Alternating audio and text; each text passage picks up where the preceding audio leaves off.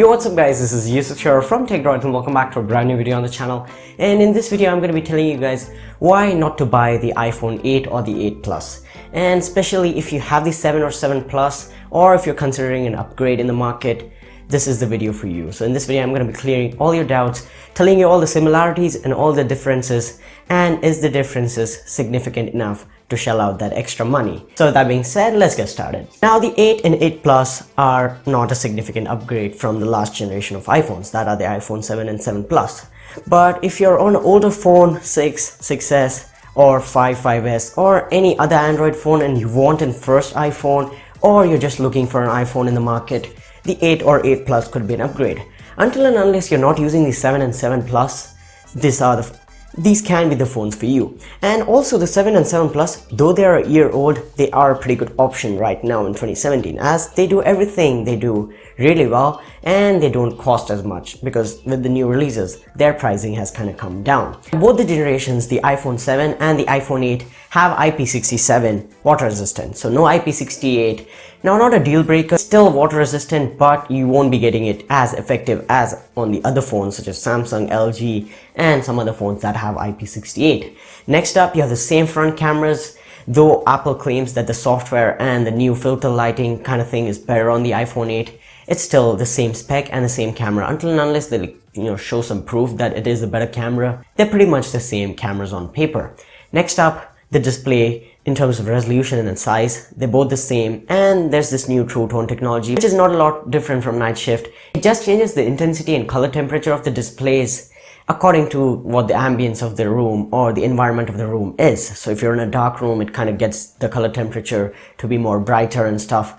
But yeah, it's again not a big deal breaker and it's not a very big upgrade. Next up, you still have the second generation Touch ID. You still don't have the headphone jack and it's never coming back. And the battery specs, at least on paper, is the same. And the iPhone 7 and 7 Plus had pretty decent battery life as well. Though the 7 Plus had, a little bit better than the 7.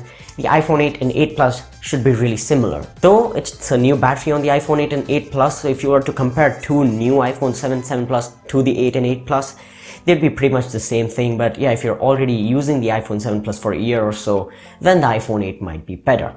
Now those are the similarities. Now with that out of the way, let's get to the differences, and are they significant enough to buy the new phone? First difference is the design. Now they've used glass, and Apple claims it's the toughest glass ever. 25% more durability than any other glass on the market. Again, Gorilla Glass 5 is also pretty good on the Samsung phones, the LG phones. But again, it's a new design and it's gonna feel better, it's gonna feel different, I guess. But the glass design comes with a few downsides: slipperiness and a fingerprint magnet. So you're gonna be seeing fingerprints, smudges and everything else on the phone all day long, and you should be, most of the time, instead of using the phone, be cleaning it. If glass is a thing that you like, then the iPhone 8 might be an upgrade for you. The next difference is wireless charging and fast charging. So wireless charging has been made possible with the new glass design. And it's good and all, but if the wall adapter is just next to you and if you already charge your phone like normal, you don't want wireless charging, it might not be an upgrade. But yeah, if you really plan on using it and if you really think the wireless charging is going to make a difference to you, yep, go for it. But it comes with a catch. You need to buy the expensive wireless charging and fast charging compatible Apple adapter. They're going to be third-party ones, they're going to be cheaper ones, in the future, but right now there's only this Apple one which you have to buy. The next change is not so very significant to me, but yeah, it's the new gold color. So if you like a gold color phone, yep, that might be an upgrade for you as well. Now, next change in the iPhone 8 and the 8 Plus is the cameras, and especially on the rear, because the sensor and the megapixel count, the aperture, it all stays the same. And Apple claims that the pixel size itself of the individual pixels on the camera is bigger, but again, I don't know how much of a difference that makes to you or me. But the big change, noticeable change, is 4K 60 FPS video and 1080p 60 FPS video. You also get optical image stabilization, so that's a good thing as well. Now, something new that Apple added was better and improved portrait mode, and also that new lighting feature where you can change the lighting of a picture or a portrait with some filters. Now, the next and the biggest changes in the phone are in terms of its hardware. The iPhone 8 and the 8 Plus are powered by the Apple A11 Bionic chip, which seems to be, or at least Apple claims, is 25% faster and 30% more GPU performance, 3GB of RAM, 64 and 256GB of storage. Now, in terms of performance and raw GPU and CPU scores, at least in terms of benchmarks, the Geekbench 4 score was about 4,000 for the single core and 10,000 plus for the multi-core. Now that is kind of blowing every phone on the market out of the water, not only the 7 Plus and the 7.